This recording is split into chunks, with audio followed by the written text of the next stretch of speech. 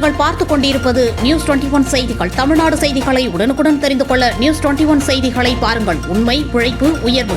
உலகமெங்கும் கிறிஸ்துமஸ் விழா களை கட்டி வருகிறது. இந்த நிலையில் குழு கொடைக்கானலில் பணியையும் பொருட்படுத்தாமல் கிறிஸ்தவர்கள் ஏரி சாலை பகுதிகளில் உள்ள கலையரங்கம் முன்பு கிறிஸ்துமஸ் விழாவை இன்னிசை நிகழ்ச்சிகளுடன் ஆடி பாடி கொண்டாடி மகிழ்ந்தனர். இதனைத் தொடர்ந்து கைகளில் மெழுகுவர்த்தி ஏந்தியும் கிறிஸ்தவ பாடல்களை பாடியும் ஊர்வலமாக சென்றனர். ஊர்வலத்தை கொடைக்கானல் நகர்மன்ற தலைவர் செல்லதுரை, துணைத் தலைவர் மாயக்கண்ணன் ஆகியோர் கொடியசைத்து தொடங்கி வைத்தனர். ஊர்வலத்தில் 100க்கும் மேற்பட்டவர்கள் கிறிஸ்துமஸ் தாத்தா வேடமணிந்து ஆடி பாடி சென்றனர். பொதுமக்களுக்கு இனிப்புகளும் வழங்கினர். ஊர்வலமானது கலையரங்கம் பகுதிகளில் தொடங்கி நகராட்சி சாலை, செவ்வன் ரோடு, அண்ணா சாலை வழியாக மூஞ்சிக்கல் பகுதியை அடைந்தது. இந்த நிகழ்ச்சியில் கொடைக்கானல் பகுதிகளை சார்ந்த சர்ச் பாதிரியார்கள், கிறிஸ்தவர்கள், சுற்றுலா பயணிகள் உள்ளிட்டோர் பலர் கலந்து கொண்டனர்.